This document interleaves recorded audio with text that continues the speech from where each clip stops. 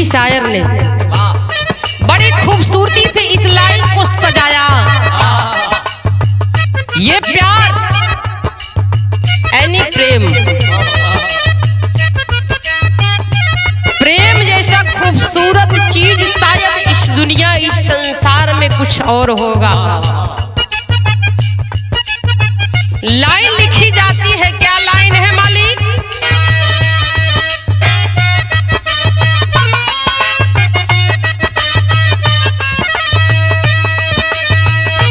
सूरज कब दूर गगन से, चंदा कब दूर किरण से।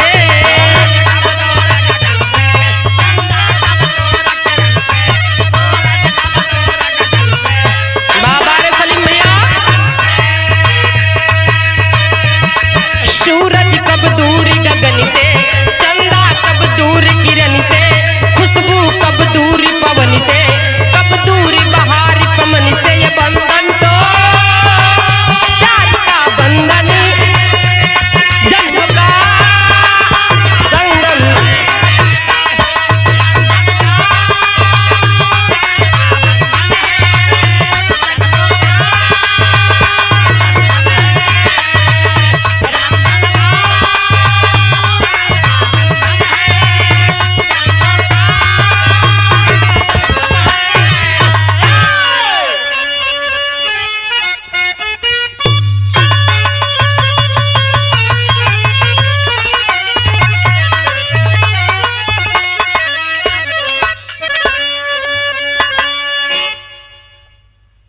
आए मेरे सम्मानित साथियों,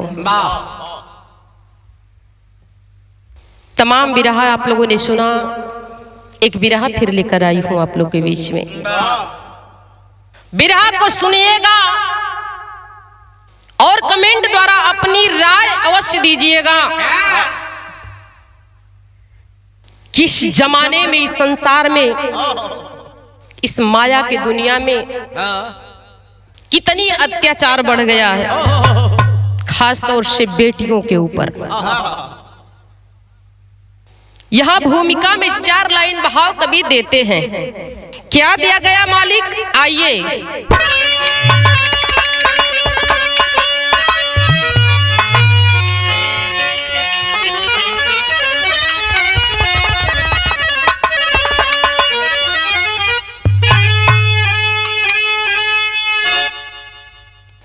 कि जालिम जमाना बनाया जुर्मी, बढ़ गया पाप है लग रहा हदीस से ज्यादा। एक पल जिंदगी का भरोसा नहीं, हो गया आदमी का है पापी इरादा। कि सभ्यता आज इंसान की सो गई, हो के कुंठित दुराचार करने लगे। ए सुबेदार दुनिया कहाँ जा रही,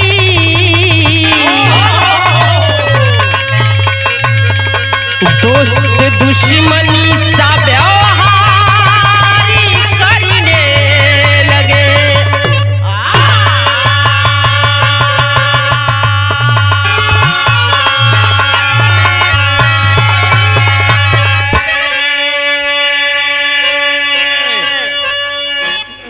दुनिया में लोग बखाने लगा गुरुजी, सलीम भैया, कि दोस्त दोस्त के काम आवेला। अगर सबसे पवित्र रिश्ता है तो दोस्ती का है, लोग कहा करते हैं। लेकिन आज के दुनिया के लोग, आज के इस दुनिया के नवयुवक भाइयों का ये अक्सर मिलना करता है, इस दोस्ती के नाम को भी कलंक कर दिए, इसे भी कलंकित कर रखे हैं ये लोग। बिरहा में एक लाइन गजल कवि देते हैं, क्या लिखा गया मालूम?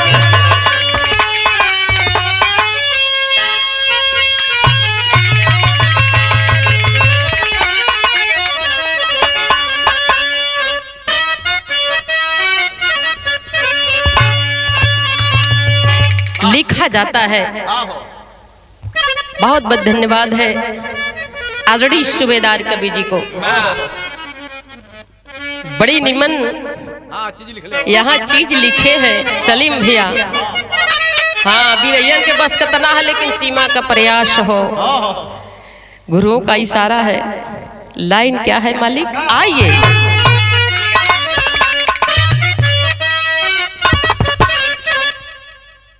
कि आए उरू से यजल, क्या है?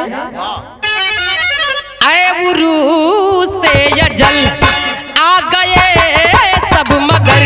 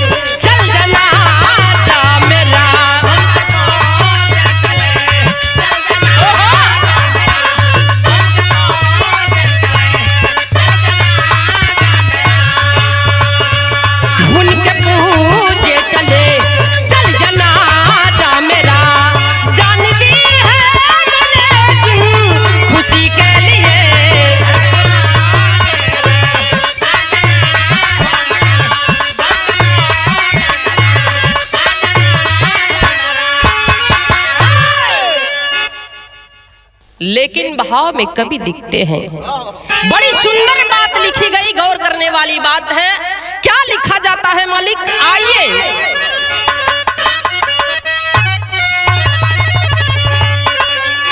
दोस्तों, जमाने के दोस्ती को बदनाम न करो। लाइन लिखी जाती है, कवि जी लिखते हैं भाव के अंदर। क्या लिखा गया है मास्टर भैया? कि क्या करूं दोस्ती तो, अरे क्या करूं दोस्ती तो, क्या से क्या हो रहा, क्या से क्या हो रहा,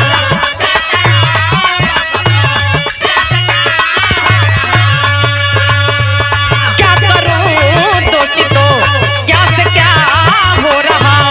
एक पल की कभी ना ठिकाना नहीं, क्या करूं दोस्ती तो,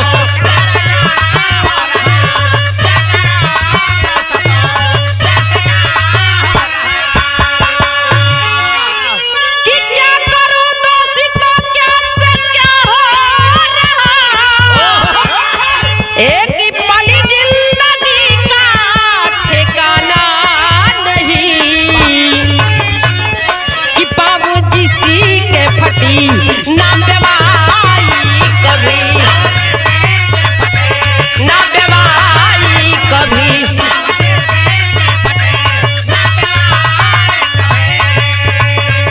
पाँव जिसी के फटी ना बेवाई कभी, दर्द पैरों का उसी ने जाना नहीं।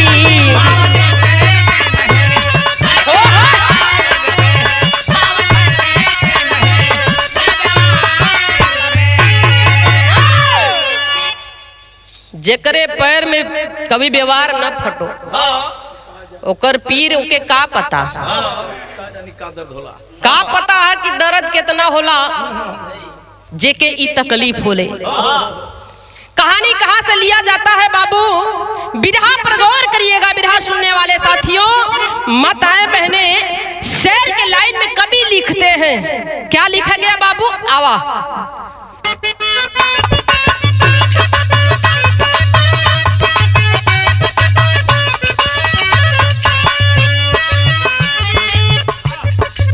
जीवन बड़ा कठिन है जलना संभली संभली के, जीवन बड़ा कठिन है चलना संभल संभल के, मिले यहाँ है जालिम नियति बदल बदल के।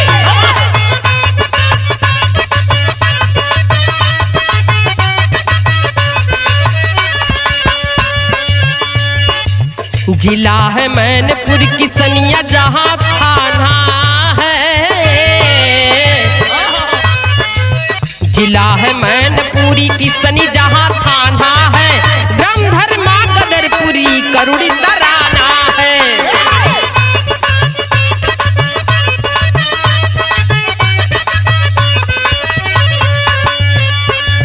किन्नर का जल जो 25 ऋतु,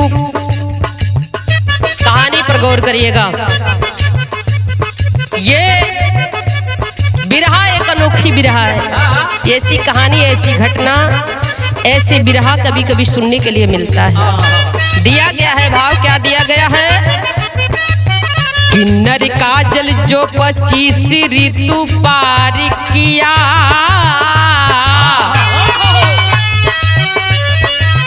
किन्नर का जल जो 25 ऋतु पार किया, पूरे परिवार पर दिल जाने व निसार किया।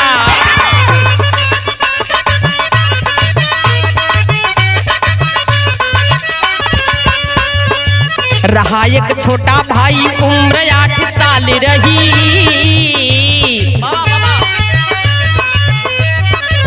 रहा एक छोटा भाई उम्र 8 साल रही, समिति परिवार में थी जिंदगी खुशहाली रही।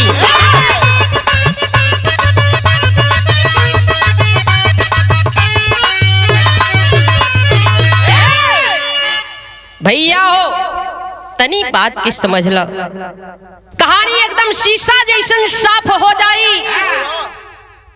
यहाँ बतावल गई जिला मैनपुरी, जिला मैनपुर की बात बताई जाती है किसनी थाना के बाद, यानी किसनी थाना के अंतर्गत ये आता है। बताया जाता है एक किन्नर काजल,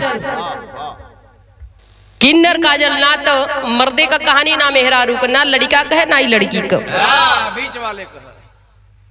ये किन्नर परिवार से एक लड़की आती है जिसका नाम काजल बताया जाता है। परिवार में जहां हंसी खुशी बीता था, जैसे काजल 25वां बरस पार कैली हो, बड़ा होनहार और कला से पूरे हुनर में भरपूर परिवार में खुशहाल बाटी जिंदगी धीरे धीरे बीता थी। एक छोटा भाई जो धर्म का भाई है, जिसे माँ काजल की माँ ने गोद लिया था। छोटा भाई उम्र जिसकी 8 साल बताई जाती है, और पूरा परिवार में हंसी खुशी जिंदगी व्यतीत होता। समय धीरे धीरे एक बढ़ल बा, समय धीरे धीरे बढ़त या एक दिन के बाद बिरहा आगे बढ़ल। एक लाइन गीत लगल है मास्टर।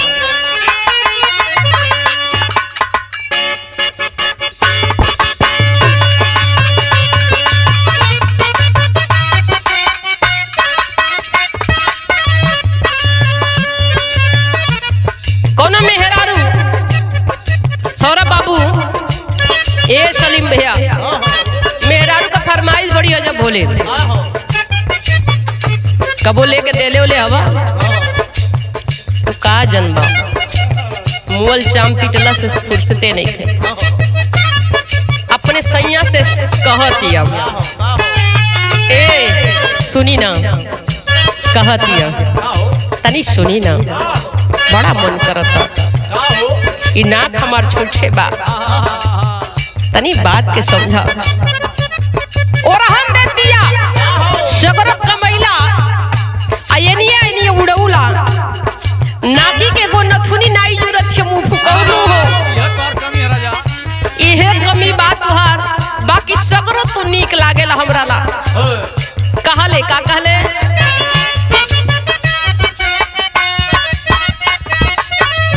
रुपया पैसा धन दौलत लाख 2 लाख 4 लाख नहीं चाहिए।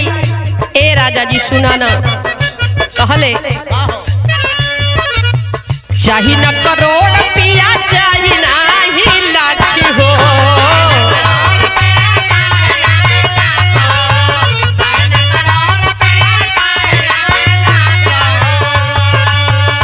कही चीजुइया बिना छूछ बात ना की हो, छूछ बात ना की हो।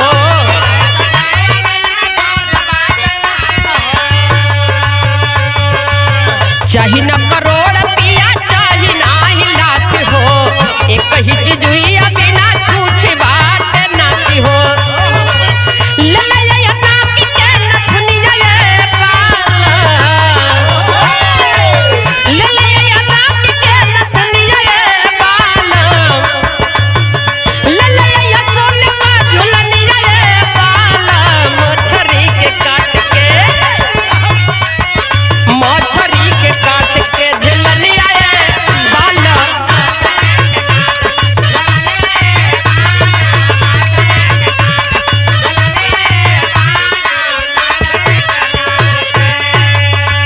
वो कहले मछरी के डिजाइन का तनी एगो झुलनी बनवा दिया।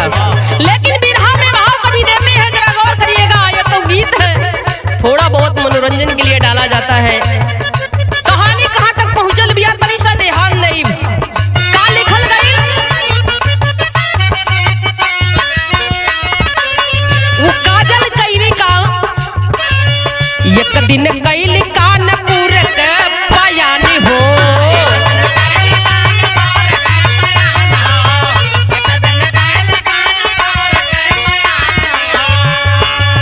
फौजी अभिमन्यु जी का जहाँ बा मकानी हो।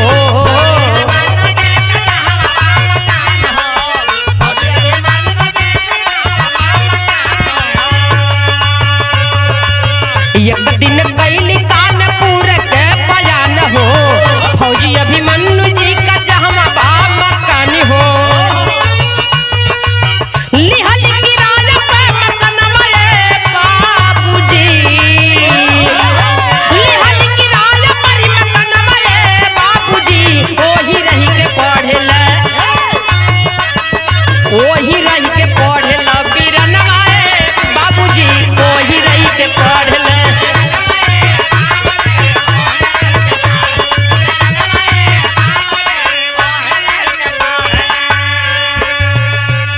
किराए का मकान लेकर के, और किराए का मकान किसका है? कानपुर के अंदर की बात बताई जाती है। चल रही है वो काजल, किराए का मकान लेती है कानपुर के अंदर।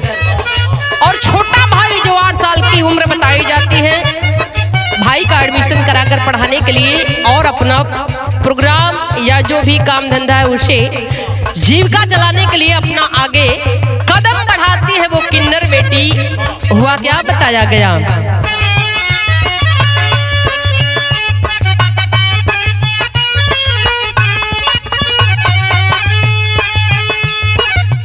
करे नाच गाना तब शिवानी जी के साथी हो।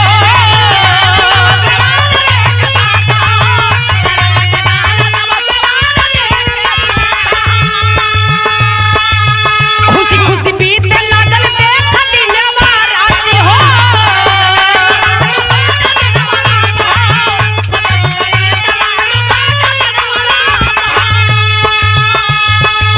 करे नाच गाना तब शिवानी जी के साथी हो। खुशी खुशी बीते लागल देख दिन राती हो। अगल बगल बढ़ल पहचानवा ये बाबूजी, अगल बगल बढ़ल पहचानवा ये बाबूजी। लिहली किराया पर मकानवा ये बाबूजी, लिहली किराया पर।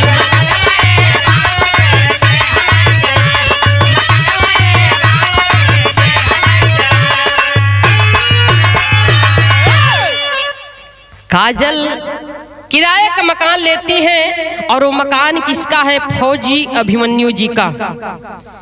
उस फौजी बाबू के मकान के अंदर एक किराए का रूम कमरा लेती है। काजल और छोटे भाई का एडमिशन करा करके पढ़ाई लिखाई शुरुआत बा।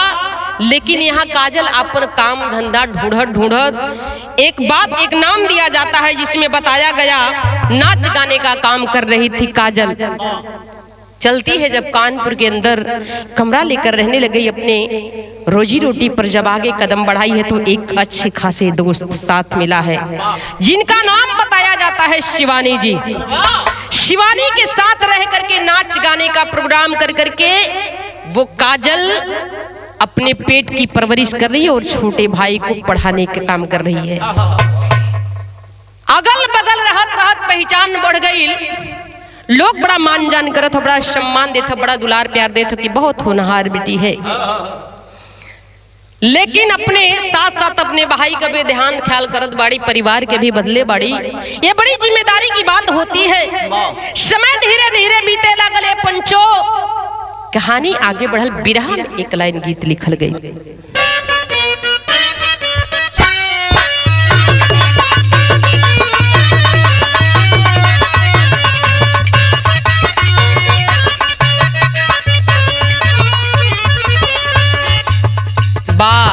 बारे ड्राइवरी का ऐसी का तैसी है। यहाँ देखिए, यहाँ भी लाइन उहे बा गीत क्यों जाने आलम भैया के जमाने में बड़े चर्चे में रहल। हाँ, आपो गौले बने कहल गई का लड़ गई नजरिया हो ड्राइवरवा हमरे आर से।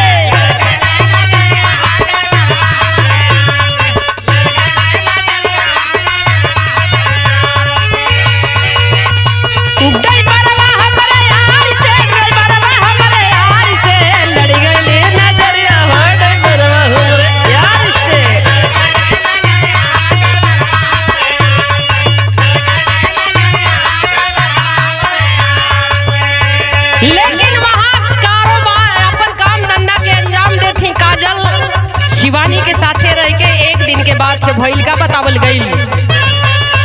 हो गईली मितैया हो जय गोलू हेमराज से।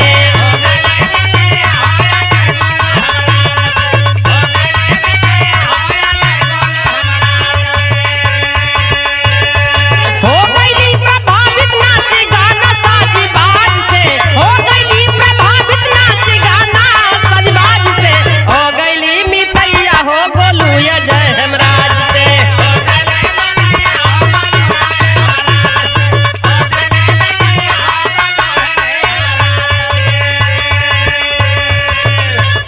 समय धीरे धीरे बीतल और यहाँ नया पन्ना जुड़त हो। काजल के जीवन में नया पन्ना, नया दोस्ती, नया संगत होती है। नाम के करके कर बतावल गई। बढ़िया से यहाँ यारी हुई है, संगत हुई है, दोस्ती हुई है और दो मिल करके साथ में काम कर रहे हैं। क्या है?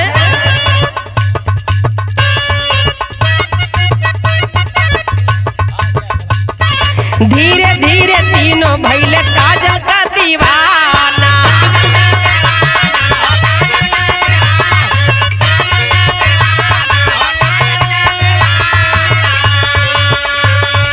एक ही समा पर फिदा तीनों परवाना।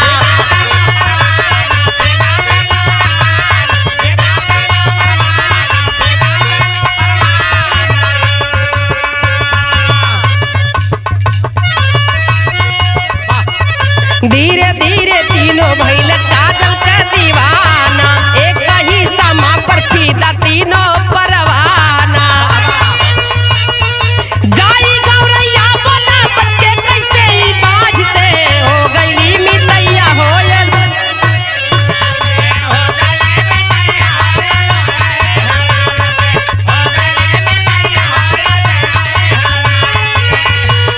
अजय गोलू हेमराज से। अजय गोलू हेमराज से। हो गईली मितैया हो अजय गोलू।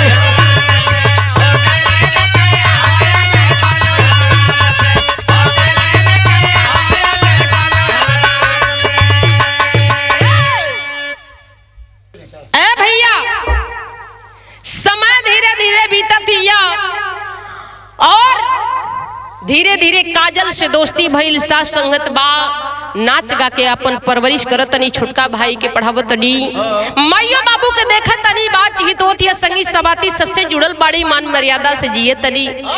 धीरे धीरे यहाँ बताया गया है कि अजय और गोलू संगत धीरे धीरे होती है और एक आस-पास में आपस में नजदीकियां धीरे धीरे बढ़ती गई काजल के साथ। इन लड़कों की नजदीकियां काजल के साथ एक दूसरे से बढ़ती गई। मने मन वो अपने मन काजल से प्यार करत था, वो अपने मन काजल से प्यार करत था, वो अपने मने, अच्छा मने मन काजल से प्यार करत मन, आ तीनों एक के भाषा बोलत अड़न यहाँ कि हमार काजल बड़ी, हमार काजल बड़ी, हमार काजल बड़ी। पुरनिया लोग कहावत कहला कि सावदेव न करे पूरा तौलिया कम नहीं खे होखे। हाँ पता नहीं खे, लेकिन यहाँ धीरे धीरे बात बढ़ल है। यहाँ खूबसूरती का दीवाना हम और इधर मरद मिटत हम कुल भाईल का। एक दिन के बाद यो कहानी आगे बढ़ल बाबू, ये प्यार प्रसंग हो। बिरहा में एक लाइन गीत कभी लिखत हवन,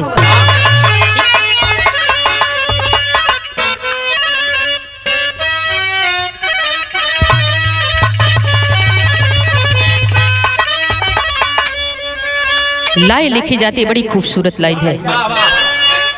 खिजा खिजा अरे यखिजा लड़ल बाजब से, अखिया लड़ल बाजब से, दिल्ली में करार नहीं से, खिया लड़ल बा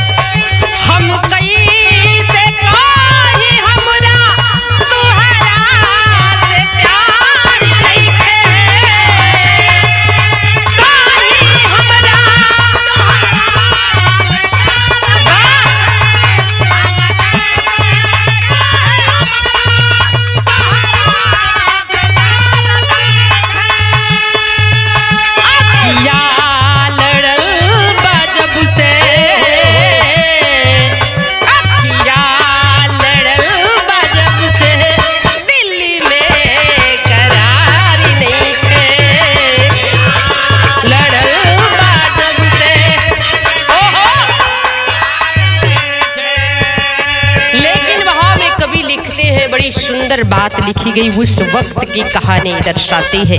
क्या लिखा गया? दिनमात कई सौ बीते,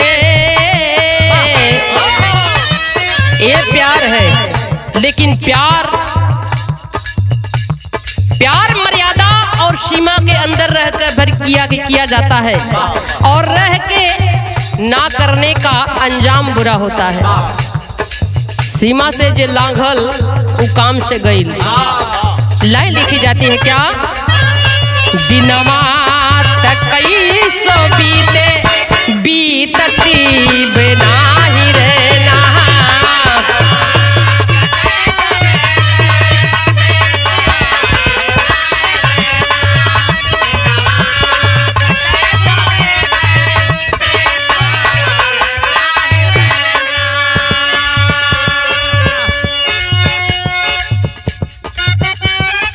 अखिया के रशी पे दिलवा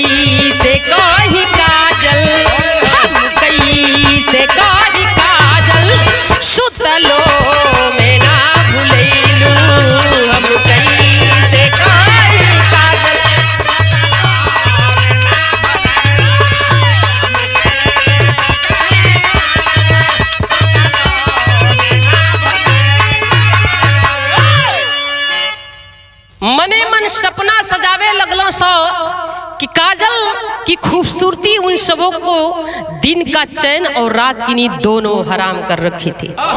लेकिन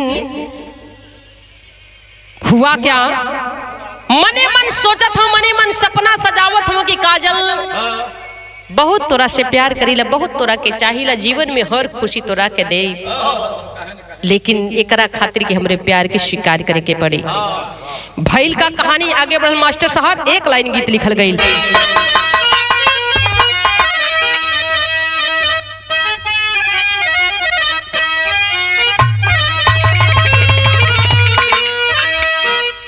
प्यार तो प्यार है, प्यार बड़ी पवित्र चीज होती है साहब।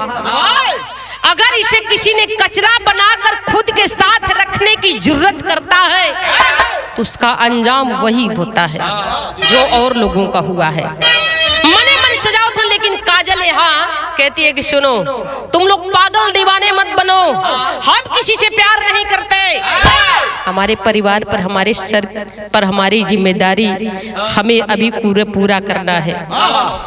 हुआ क्या, गीत के लाइन हिया, अरे कहिदा भौजी भैया जी से,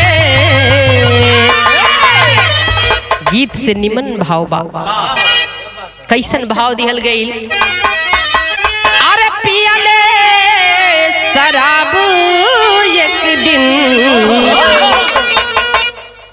तीनों लड़के मिल करके जब काजल किसी को समझती नहीं, स्वीकार नहीं करती कि तुम लोग पागल हो क्या, पागल हो गए हो तुम लोग, प्यार में अंधे हो गए हो, अभी तुम लोगों का कमाने का समय है, घर जिम्मेदारी संभालने का समय है, अभी हमें प्यार वार के चक्कर में नहीं पड़ना है। तीनों बेईमान गद्दार वो तीनों मिलकर करते क्या है, एक दिन अरे पियले शराब एक दिन, तीनों बेईमान हो,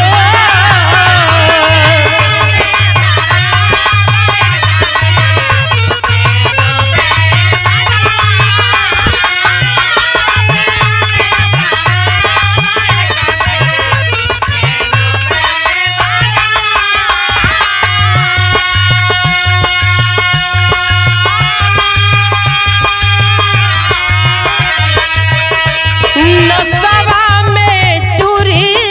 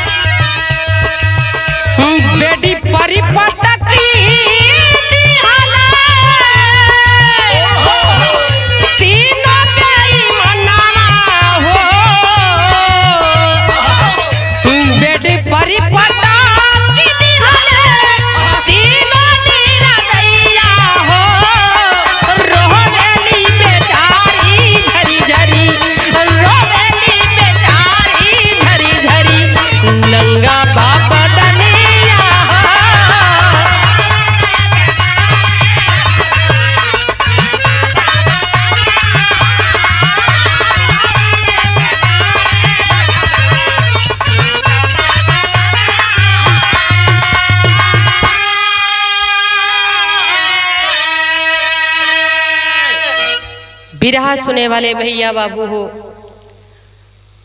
एक दिन ये तीनों प्लान करते हैं और तीनों प्लान करने के बाद उस काजल के कमरे पर रुकते हैं और रुक करके शराब मंगा करके पीते हैं तीनों। और शराब पीने के बाद कहते हैं काजल आज यहीं रहेंगे, काजल मेरे प्यार को स्वीकार कर लो। तीन का तीनों के सर पे पाप दशाइल बा और काजल नहीं करती है। तब तक रूम में बंद करके बेड पर उठाकर तीनों कुत्ते पटक देते हैं और पकड़ करके कहते हैं कि अगर नहीं स्वीकार करते हैं तो जान से भी जाएगी। साली बात नहीं समझती है, भाव खाती है क्या। जब इतनी बात कहती है तो पकड़ करके शरीर से कपड़े खींचने लग गए, कपड़े खींचकर उतार देते हैं। हाथ जोड़ती है काजल, हमको जाने दो गोलू, हमके जायदा है अजय, हमें जायदा हमराज, हम नहीं तो लोगों के इस शिकार कभी नहीं करो। माई बाबू की जिम्मेदारी बहुत बढ़िया हमारे सर पे बा, हमरा साथे धोखा न करा, ऐसा न करा, ये दोस्ती के दरार बा, ये धोखा बा। चिल्लाते हैं, गिड़गिड़ाती है, पैर पकड़ती है, लेकिन कहाँ नशे में धुत तीनों के तीनों अपनी हवस को पूरा करने के लिए उस बेड पर उस कमरे के अंदर काजल को पकड़ करके नोचने लगते हैं। जब नोचते हैं तीनों गद्दार नशे में तो होता क्या है, कहानी आगे बढ़ गई है। रो रही है काजल और अपने इज्जत अपने जान की भीख मांगती है, लेकिन होता क्या है साहब, तेरी के भाव में कभी लिखते हैं।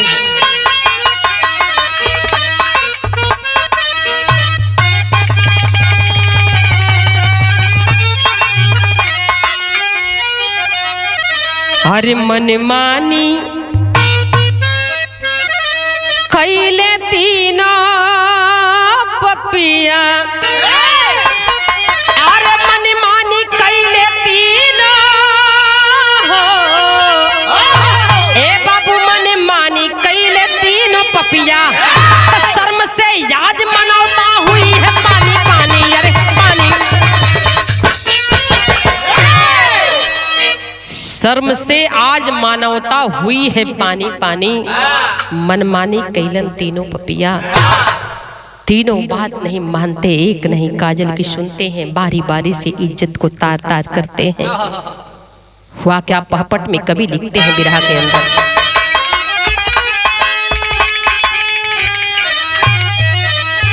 अरे कहने लगी है काजल नीरी बहाई नैन चढ़ाई हो, कहने लगी है काजल नीरी बहाई नैन चढ़ाई हो, और रपट लिखाई बैठाने अंदर जाई नैन चढ़ाई हो।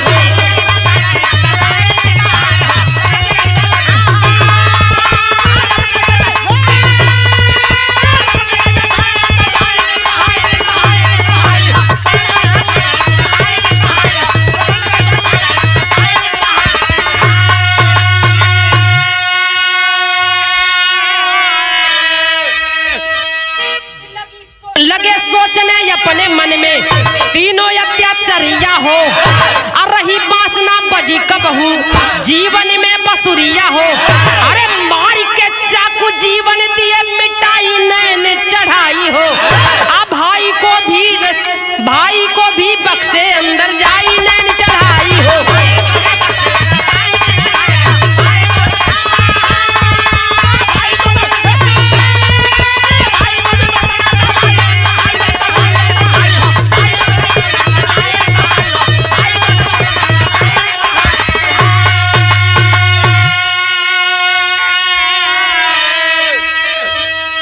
इज्जत को तो नस नाबूद कर दिए, तार तार कर दिए, काजल के इज्जत नहीं बचा पाई, लेकिन हाथ जोड़ करके रोती है। जब इज्जत नहीं बची तो आंख में क्रोध लेकर के दिल में ज्वाला भड़क रही है और कहती है कि तुम तीनों ने मेरे साथ इस तरह की दुष्कर्म किए हो, मैं तुम लोगों के नाम की चल करके थाने में जब जल्दी रिपोर्ट कराऊंगी तब समझ में आएगा, छोड़ूंगी नहीं मैं किसी को। मेरे इज्जत के साथ खिलवाड़ किए हो ना, जब इतनी बात सुनते हैं सब तो तीनों पाप तो दसायल सर पे, जब आदमी के सर पे पाप चढ़ेला सलीम भैया तो के अच्छा बुरा के ज्ञान नहीं रह जाला। तीन के तीनों गद्दार सोचने लगे, एक दूसरे से अपने में बात करने लगे कानाशानी करके कि अगर जिंदा रह गई तो जीवन हम लोगों का जेल में बीतेगा, जिंदगी भर चक्की पीसना पड़ेगा, इससे अच्छा है कि ना रही बांस ना बजी बांसुरी, क्यों ना इसको जान से मार दिया जाए। चाकू निकालते हैं तब तक छोटा भाई 8 साल का जिसका दौड़ कर आता है, दीदी को मेरे छोड़ दो, मेरी दीदी को छोड़ दो, मत मारो। चाकू निकालते हैं और जब चाकू निकलन तब संभव जिंदगी यहाँ अंधेरे में बा, उठा करके चाकू और काजल की हत्या कर देते हैं साहब, काजल को मार डालते हैं। जब काजल को मारते हैं तब छोटा भाई दौड़ करके आता है, रोता है मेरी बहन को मार दिया तूने, मैं तुम लोगों को छोड़ूंगा नहीं। जब भाई की आवाज को सुनते हैं, देखते हैं, सोचते हैं कि क्यों ना इसको भी खत्म कर दिया जाए। गद्दार, दुष्कर्म, पापी, निर्दयी, नीच कितना भी कहा जाए इस कमीनों को, उस छोटे से मासूम 8 साल के भाई को भी काजल की उसको भी नहीं बख्शे, उसकी भी हत्या कर देते। और हत्या करने के बाद करते क्या है साहब, यहाँ आल्हा में कभी देथो भाव,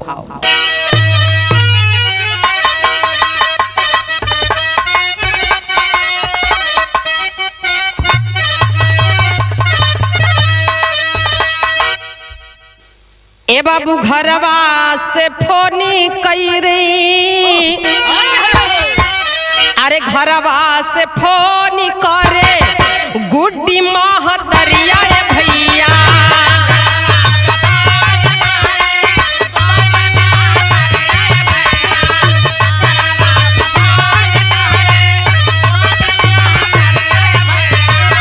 बोलत बा मोबाइल स्विच ऑफ, बोलत बा मोबाइल स्विच ऑफ बारे बार,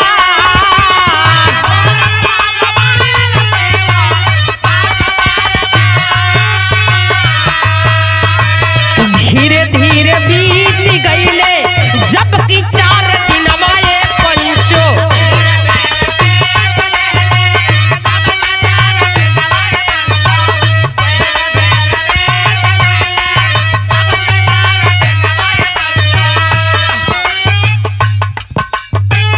कांदे पूरी पयान कईले पूरा परिवार,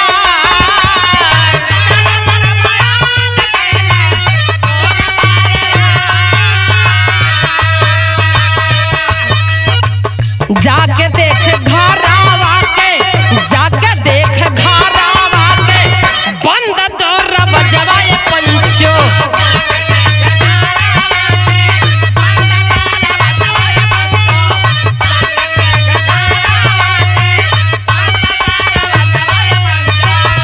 फौजी मकान मालिक अइले उस पार,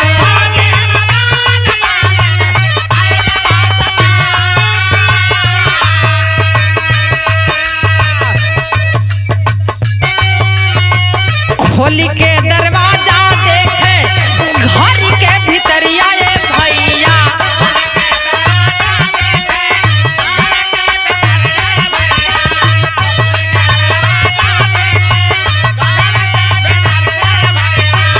लजिया के देखे रोवे जारी हो बेजार,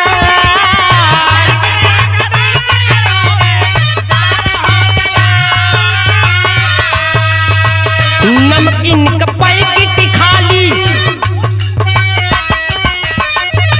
नमकीन का पैकेट खाली, बोतले बरामद पंचो,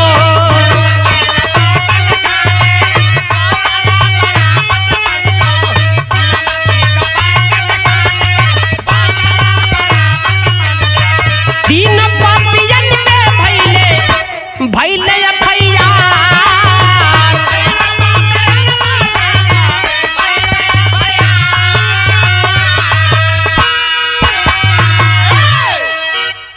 ए साहब आते हैं 4 दिन से परिवार वाले फोन लगा रहे हैं कि काजल से बात नहीं हो पा रही है। माई गुड्डी परेशान है, बाबू के कह तनी काजल के बाबू तनी फोन लगावा, बिटिया से बात ना होती हो। 1 दिन बहल, 2 दिन बीतल, 3 दिन बीतल, जब चौथा दिन बीतल तब परिवार के टेंशन बढ़ गई। जब परिवार में ये बात ऐसा महसूस हो रहा कि काजल हमारी खतरे में है, माँ का दिल बार बार कचोट रहा है, नोच रहा है, और इस बात को बर्दाश्त न करते हुए अपने पति से कहती है कि देखा ना काजल का फोन नहीं लागत है। मन में बड़ी हलचल होती, बड़ी घबराहट होती, तनी चला न काजल की हम। कानपुर के लिए पूरा परिवार, माँ, बहन और पिता, बाप, इन्हें तीनों परिवार काजल के पास चल दिए। जब आते हैं कानपुर, यानी जहां कमरा ले लिए उस फौजी के मकान पर, चलते हैं, देखते हैं कि बाहर से दरवाजा लॉक है। जब कमरे के अंदर पहुंचते हैं तो देखते हैं बाहर से दरवाजा बंद बा, दरवाजा बाहर से बंद है। फोन किया जाता है, उस मकान मालिक फौजी को फोन गया, मकान मालिक आए, दूसरी चाबी लेकर के जब लॉक खोलते हैं ताला, तो घर में से अजीब सा बदबू आ रही है। ऐसी दुर्गंध आ रही है कि लोगों को बर्दाश्त नहीं हो रहा है। देखते हैं उस बेटे को फर्श पर पड़ा है, 8 साल का मासूम जिसे माँ ने गोद लिया था, और उस कलेजे के टुकड़े को कलेजे से लगा कर रखने के लिए बेटे को काजल ने भाई बहन का फर्ज भाई के साथ निभाने के लिए अपने पास रखी। उस 8 साल के मासूम को भी नहीं बख्शे। फर्श पर 8 साल के बेटे की लाश पड़ी है, और जब काजल को ढूंढा जाता है तो काजल भी नहीं दिखती। खोजते खोजते जो दीवान बेड होता है, बेड के अंदर जो बॉक्स बेड होता है उसे खोला गया, तो उस बॉक्स में बेड के अंदर ठूसे थे उस काजल की लाश को, और घर में कुछ नहीं मिला। सबूत के तौर पर सामान इधर उधर बिखरा पड़ा है काजल का, सबूत के तौर पर और कुछ नहीं मिला।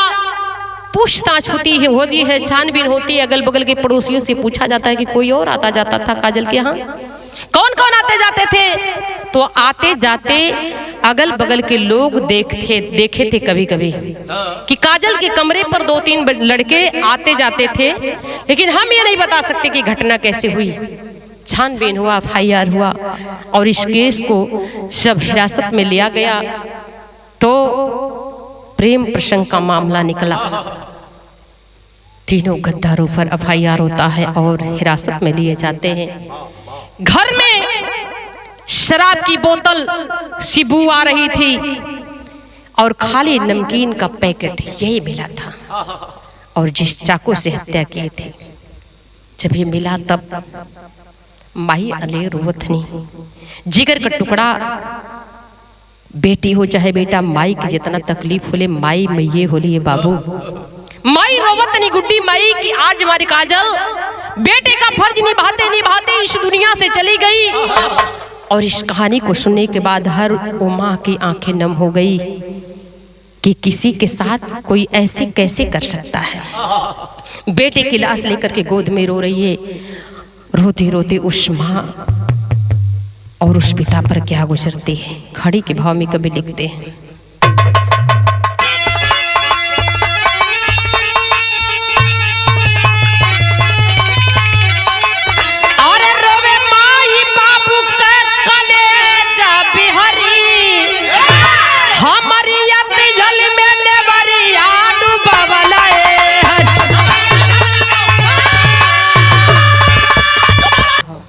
ये है बिरहा का दास्तान।